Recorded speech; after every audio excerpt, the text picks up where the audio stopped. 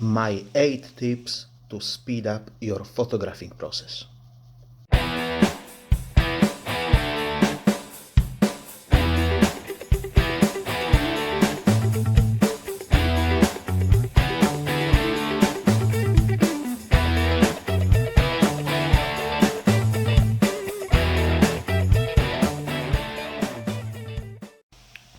Hello guys and welcome to the channel. I'm Polish Pete and I'm eBay reseller based in UK. I buy cheap ladies clothing in bulk and I sell them individually on eBay for profit. Today I'm going to tell you how to speed up your photographing process so you can photograph more items in any given time, which should give you an opportunity to earn more money without working more hours. But before we start, if you like this kind of content, please consider subscribing to the channel. So, without further ado, let's hear and see my 8 tips for speeding up the photographing process. Number 1. Have a separate corner dedicated to photographing only. Have everything that you need or you may need on hand so you don't have to move too much, or ideally don't have to move at all. Having dedicated photographing corner is very important. If you have to unfold and fold your equipment every time you want to photograph your items, you just waste your time. Even if it is 10 minutes to unfold it and 10 minutes to fold it down, that's still 20 minutes, guys. In 20 minutes I can photograph an extra 10 items for sure. So have a dedicated photographing corner. Number 2, have a dedicated time in your schedule to photograph your items. It is always better to have 2, 3, 4 hours to photograph your items than to do 20 here, 20 there, 10 minutes here, 20 minutes there, half an hour here, 15 minutes tomorrow. No. Especially if you have to fold and unfold your photographing equipment. And also have a goal in your mind, a target, to photograph certain amount of items during that time. This will push you to do the job instead of spending time on distractions.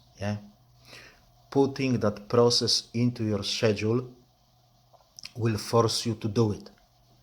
If you know that you have to photograph on Mondays and Wednesdays for 3 hours each day, that will force you to do it instead of, oh, I'll do it tomorrow, because there is something else in your schedule to do tomorrow. Number 3, photograph in batches.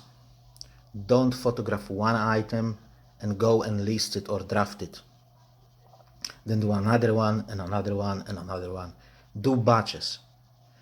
If you know you need to photograph 140 items a week, in 2 batches of 70 items on one day and the other day, it will give you confidence that you know what you're doing, and it will speed up your process as well. Also, if possible, make batches out of the same or similar items. Photograph, say, 70 skirts in one go, and on the other day 70 tops in one go. If you don't have 70 skirts, photograph 50 skirts and 50 dresses, and 20 dresses, sorry, but do them in order. Do skirts first, dresses next, or the other way around, 20 dresses and 50 skirts. So you don't photograph 1 dress, 5 skirts, 3 dresses, 1 skirt, 1 dress, 5 skirts. No, do as much as you can of the same item. That will give you an automation of movements, because you're doing the same thing. You just gaining speed because you do the same moves. You don't think, oh, how can I photograph? How should I do it? this way or this way. No, you should just bang, bang, bang, bang, bang, bang, bang. Yeah. Number 4, decide what kind of setup do you need. For me personally, flat lay is the fastest method. Whatever I can, I photograph flat laid. The rest I do on a hanger, but I would never use a mannequin to photograph cheap items. It's just too time consuming. Yeah, you have to put it on, then pull it out off, then put on next one, then pull out next one. You have to kind of like style it a bit, maybe tie on the back or something like that. No, no, no, no, not for me, guys, not for me. I sell cheap items. I only earn 5 per item on average. So there are items that I earn 2-3 quid, sometimes maybe 1. Yeah, flat lay for me, the king of photographing. Number 5, make your photographs in the same order. So let's say you do the lady's top, photograph the front, the measurements, the label, then turn it around, photograph the back. Yeah, and do it the same order, in the same order, over and over and over again. That will again give you that automation. And second reason is you will never miss the picture, yeah, because you do it the same way over and over again. Bang, bang, bang, bang, next. Bang, bang, bang, bang, next. Bang, bang, bang, bang, next. You don't do like, oh, have I photographed the measurement or the label on that item? Oh, let's have a look. Let me check on my phone or on my camera, whatever you use to photograph your items. That takes time, a lot of time, going back with your photos. Do it in the same order and you will miss a picture, 1 in 200 cases. Yeah, and then you will go back to it because you've missed it. But it will be sporadical. It will be once in a while, once in a week or whatever. Number 6, guys, have a proper equipment, good lights, good camera, or if you do it on your phone, have a good phone. Yeah, get yourself a charging cable, a long one, so you can plug it in and your phone is always charging, so you don't have to take breaks to charge your phone because the battery goes flat. Get yourself a lanyard or whatever the name of it is, so you can clip your phone on your lanyard, so you can just drop your phone and it stays here, so you can easily pick it up again. Yeah, if you don't like the idea of the lanyard, get yourself a heavy duty case for your phone, so you won't be scared to drop your phone, instead of like carefully putting it down and carefully picking it up. I've got it, because I don't like that lanyard, I've got heavy duty case and I just drop my phone like from 2 inches from the floor, and it just bangs on the floor, on the carpet, and that's it. I'm not worried something will happen to it. Yeah. Number 7, guys, take breaks. Taking breaks is not wasting time. Taking breaks is giving yourself a bit of rest to go forward for more hours. Yeah, but don't sit on your ass during those breaks. Do something else. Yeah, I work with Pomodoro technique. This technique is like you do something, a task, for 25 minutes and then you have 5 minutes break. Yeah, and then you start next 25 minutes and then there is next 5-minute break. And I always have a task for that 25 minutes. So when I'm photographing, I've got a target. I have to do at least 10 items in that 25 minutes time. If I'll do 12 instead of 10, good job, mate. If I do 9, I say to myself, okay, in the next one I have to do 11 to make that up, So, and during that 5 minutes break, again, don't sit on your ass. Yeah, Go to the toilet if you need to. Go make yourself a brew. Go have a quick snack. Yeah? Then, after 6 or 8 blocks of 25 plus 5, I do a longer break, half an hour break. Yeah? Kind of like a lunch break or something like that. It may sound as a waste of time, but that prevents from quick burnout. That charges me up for the next 3, 5 hours of work. Yeah, and you can work on a high speed for a whole day. Yeah. Number 8, guys, and this is important, guys. This can save you a ton of time. Try to combine your processes into one. Yeah, or think about it and drop some of your processes. Just think for a minute if you need to do all those things that you are doing, or if you can combine 2 things into one or 3 things into one. This is a game changer, guys. This is a game changer.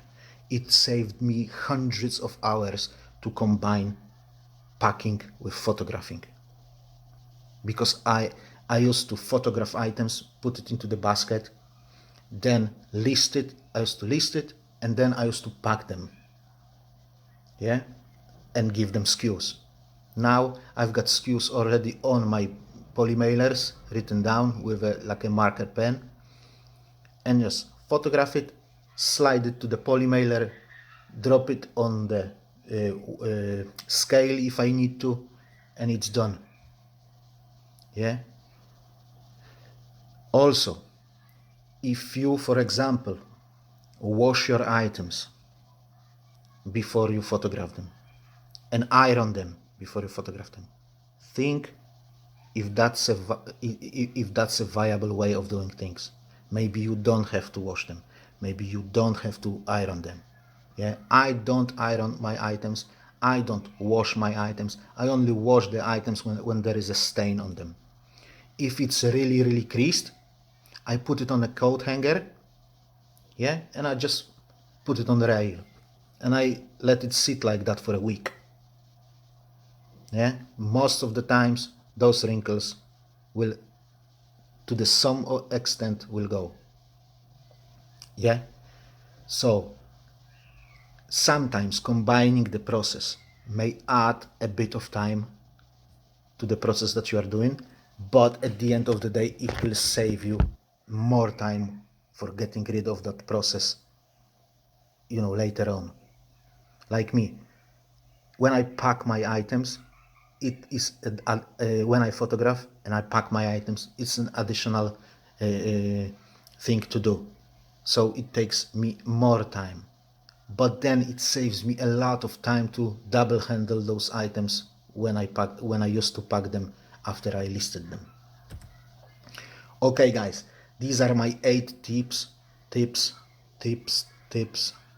I don't know, I'm just Polish immigrant, for speeding up your photographing process. If you have any other ideas, please let us know in the comment section below. But I've got one more bonus tip for you guys. All those reselling gurus on YouTube say quality photos is the most important thing on eBay. No, it's not. The most important thing on eBay is to quickly photograph and list your item, so you have a chance to sell it. Yeah? Good is good enough. You don't have to have a perfect photos. You don't have to use a special app to crop your photos, remove the background, whatever. Just do it and list it. Yeah? If you can see a bit of your foot on a photo, so what? It doesn't matter. That bit of your foot on the photo of flat laid item doesn't matter. I've sold tens, if not hundreds of items when there was a bit of my knee on the photo. Nobody cares. It's eBay. People know that they are buying from amateurs. Yeah? So they will forgive you the bit of your sock on a picture because they want this item. They like this item. They don't give a shit about your foot. Yeah? So guys, good is good enough. Don't waste your time on perfection. That's it. That was my 8 tips plus one bonus tip for speeding up your photographing process. If you by the chance enjoyed this video, the least thing that you can do is give me a thumb up. If you want to see more videos like that, check out my previous videos and consider subscribing to the channel. I wish you all a very good week on eBay, lots of sales, non-problematic customers, and all the best. I'll see you next time, guys. God bless you all. Bye bye.